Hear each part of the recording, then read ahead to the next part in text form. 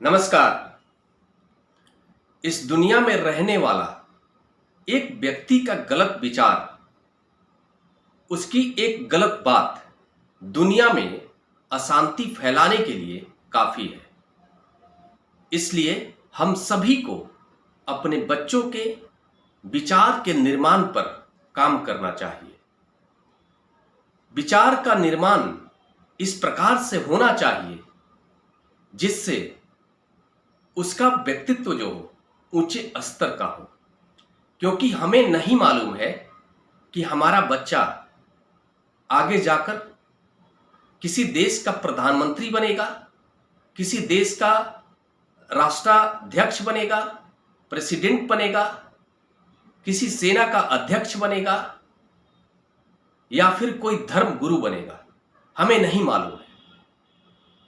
उसका जैसा विचार होगा उस विचार के साथ ही वो अपने कार्यों के करते हुए उस विचार को शामिल करेगा, अपने कार्यों में शामिल कर लेगा। हम सभी के सामने अभी फिलहाल पाकिस्तान और भारत के बीच युद्ध की स्थिति देखने को मिल रहा है। इस स्थिति से हमें पता चलता है कि एक व्यक्ति का गलत विचार इस स्थिति को लेकर के आया है, और वह व्यक्ति है पाकिस्तान का जनरल मुनीर, जिसके सिर्फ गलत विचार के कारण आज इस प्रकार की स्थिति है कि पाकिस्तान के पूरी जो जनता है वो परेशानी में आ चुकी है। आप सभी को यह सोचना होगा, या फिर आप सभी से आग्रह करता हूं, दुनिया में जो कोई व्यक्ति अगर बुद्धिमान है, अगर किसी पद पर है, अगर कोई स्कूल का टीचर है, प्रोफेसर है, मोटिवेटर है या स्पिरिचुअल गुरु है, उन सब की जिम्मेदारी बहुत ही महत्वपूर्ण हो जाती है। उन सभी को बात करते वक्त जो भी शब्द का चुनाव करें, उस चुनाव को करते वक्त इस बात का ध्यान रखना होगा, ध्यान रखना चाहिए कि बातें कभी मरती नहीं है। उस बातों के आधार पर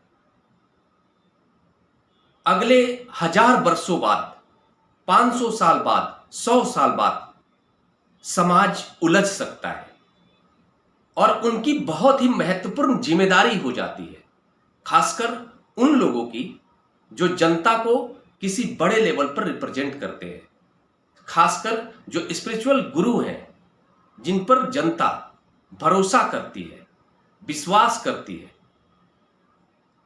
वैसे लोगों को मानवता के साथ ईमानदार होकर अपनी बातों का, अपने विचार का लोगों के साथ शेयर करना चाहिए।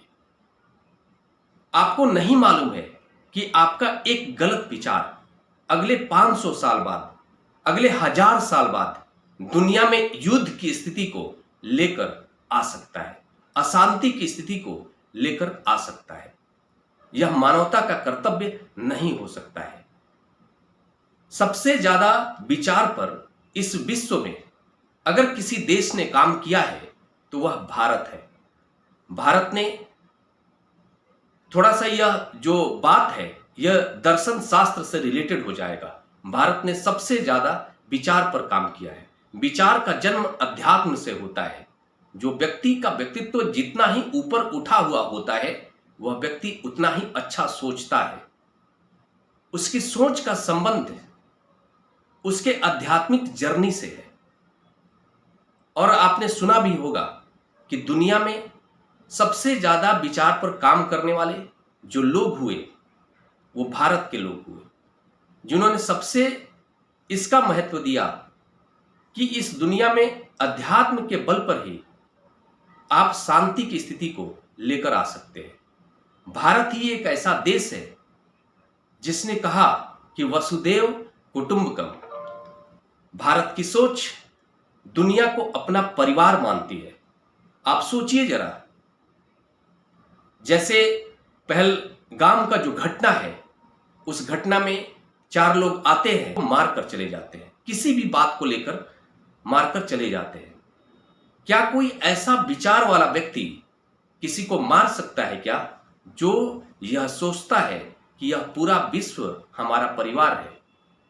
अगर ऐसा सोचने वाला व्यक्ति कभी ऐसा कर ही नहीं सकता है, क्योंकि उसको मालूम है कि इस विश्व के जो भी लोग हैं वो कहीं ना कहीं हमारी आत्मा से कनेक्ट है, क्योंकि यह जो ब्रह्मांड है वो हमसे कनेक्ट है। और इसी बात को ध्यान में रखते हुए भारत की सोच है वसुधैव कुटुंबकम। आज हम सभी को सोचने की आवश्यकता है। हम सभी आज इस भाग दौड़ के लाइफ में सबसे ज्यादा किस बात पर महत्व दे रहे हैं? भौतिक सुखों पर महत्व दे रहे हैं, भौतिक उपलब्धियों पर महत्व दे रहे हैं। हम इस बात पर ज्यादा जोर दे रहे हैं कि कैसे हमारा जो नेटवर्थ है वो बढ़ता चला जाए, 1000 करोड़ हो जाए, 100 करोड़ हो जाए। फाइनली हम प्राप्त क्या करेंगे? सबसे ज्यादा महत्वपूर्ण बात है कि व्यक्ति का व्यक्तित्व उसका ऊंचा होना चाहिए, और व्यक्ति के व्यक्तित्व का संबंध अध्यात्म से है, विचार से है। खासकर जो माता पिता होते हैं उनकी बहुत बड़ी भूमिका होती है अपने बच्चों के व्यक्तित्व के निर्माण में। आजकल मैं देख रहा हूं कि हर व्यक्ति अपने बच्चे के डॉक्टर होने पर गर्व करता है, अपने बच्चे के इंजीनियर होने पर गर्व करता है, अपने बच्चे के कलेक्टर होने पर गर्व करता है, अपने बच्चे के इस देश का राजनेता होने पर गर्व करता है। उसे थोड़ी सी भी शर्मिंदगी नहीं होती है इस बात को लेकर कि उसका जो बेटा है डॉक्टर तो है, लेकिन वो नैतिक होकर के अपने कार्यों का निर्वहन नहीं करता है, अपने कर्तव्यों का निर्वहन बेईमान होकर करता है। कलेक्टर होकर वह एक चोर कलेक्टर है, वो पुलिस ऑफिसर होकर एक चोर पुलिस ऑफिसर है। इस बात के लिए उस माता पिता को शर्माना चाहिए, तब जाकर एक ऊंचे स्तर के व्यक्तित्व का जन्म होगा, निर्माण होगा। आप सभी को मैं यही कहूंगा कि व्यक्ति के विचार की सबसे बड़ी भूमिका होती है। आप जरा सोचिए कि क्या यह स्थिति किसी भी प्रकार की निगेटिव स्थिति जन्म ले सकती है क्या, जब दुनिया का रहने वाला हर व्यक्ति वसुधैव कुटुंबकम की सोच उसके दिमाग में होगी, उसके विचार में होगी, उसका व्यक्तित्व इतना ऊपर होगा कि वह सोचेगा कि इस दुनिया में रहने वाला जो हर व्यक्ति है हमारे घर का हिस्सा है। उन सभी के सुख दुख से दुखी होगा, सुख से सुखी होगा, दुख से दुखी होगा। इतना संवेदनशील अगर कोई मानव इस दुनिया में हो जाए या सभी मानव ऐसा हो जाए तो किसी भी प्रकार की नकारात्मक स्थिति नहीं रह जाएगी। आज हम सभी के सामने उदाहरण के तौर पर हम सभी देख रहे हैं कि एक गलत व्यक्ति के विचार के कारण, वो विचार का कारण हो सकता है कि स्वार्थ हो सकता है कि उस व्यक्ति के दिमाग में इस बात को लेकर के ऐसा गलत हरकतें की गई हो जिससे वो अपने पद पर बना रहे। यह सब कुछ अन्याय है, अनैतिकता के खिलाफ है। जब भी हम किसी भी बात को सोचते हैं वही हमारे बातों का निर्माण करता है। शब्द का निर्माण ही विचार से संबंध रखता है। व्यक्ति का जैसा विचार होता है वो बोलते वक्त उसी प्रकार के शब्दों का चयन करता है। खासकर जो बड़े प्लेटफॉर्म पर काम कर रहे हैं, जनता को संबोधित कर रहे हैं, जनता को रिप्रेजेंट कर रहे हैं, ऐसे लोगों का सोच बहुत ही महत्वपूर्ण होता है। उनका सोच ईमानदार होना ही चाहिए। उनकी बहुत बड़ी भूमिका होती है संसार में अशांति फैलाने में या फिर शांति बढ़ाने में। इसलिए हर व्यक्ति को सोचना चाहिए, उसका प्रयास करना चाहिए कि कैसे हमारा व्यक्तित्व ऊपर की तरफ उठे। कुल मिलाकर के मैं ये कह सकता हूं कि जो भी लोग अपने बच्चे को पढ़ा रहे हैं, एजुकेटेड होने का मुख्य उद्देश्य ही होना चाहिए कि व्यक्ति का व्यक्तित्व ऊपर उठा हुआ हो। लेकिन मैं बहुत ही ज़्यादा नकारात्मक होकर कहना चाह रहा हूं कि आज का समाज जिस प्रकार से जिस दिशा में बढ़ रहा है वो सिर्फ एक पैसा कमाने की मशीन बनने की तरफ बढ़ रहा है। वो डॉक्टर तो बन रहा है, इंजीनियर तो बन रहा है, कलेक्टर तो बन रहा है, या फिर किसी भी प्रोफेशन का एक्सपर्ट तो बन रहा है, लेकिन उसका व्यक्तित्व तो बहुत ही नीचे की तरफ जा रहा है। आप सभी उनके लाइफ स्टाइल से, उनके पसंद से, उनके हरकतों से, उनके जीवन शैली से आप अंदाजा लगा सकते हैं कि वह व्यक्ति का व्यक्तित्व तो कितना गिरा हुआ है, कितना नीचे जा चुका है।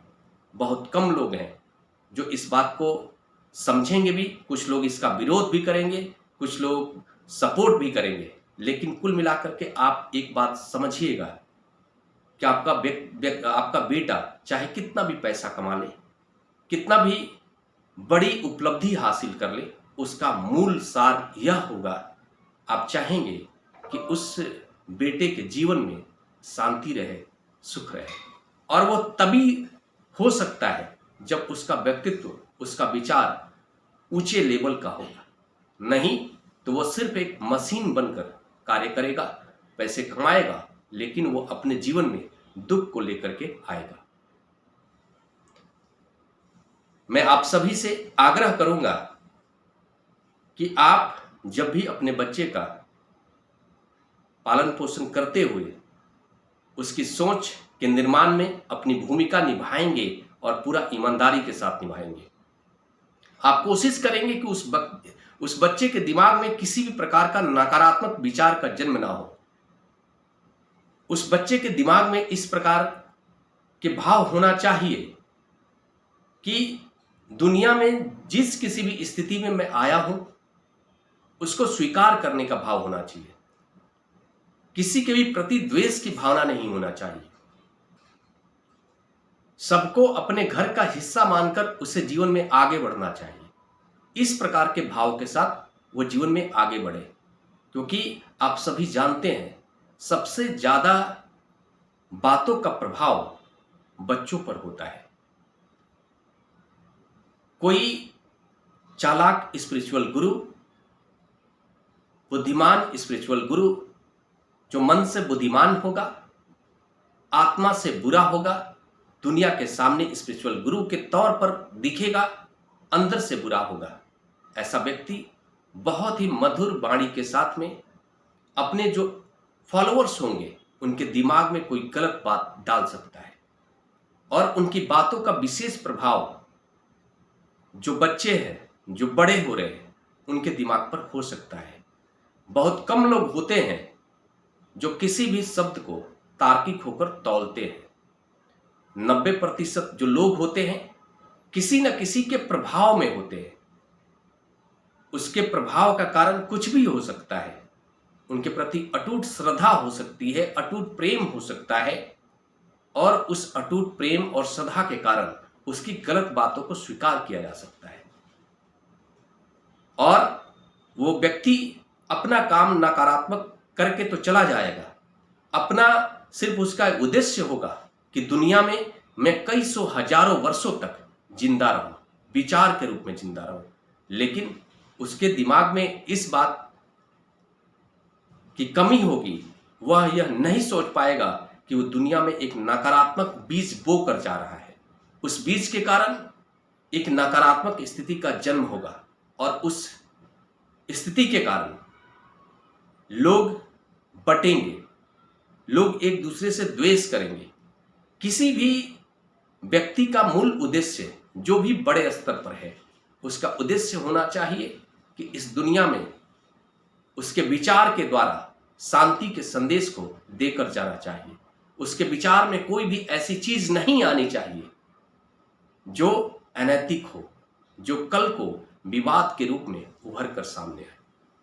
इसी के साथ मैं अपनी बात को रोकता हूं।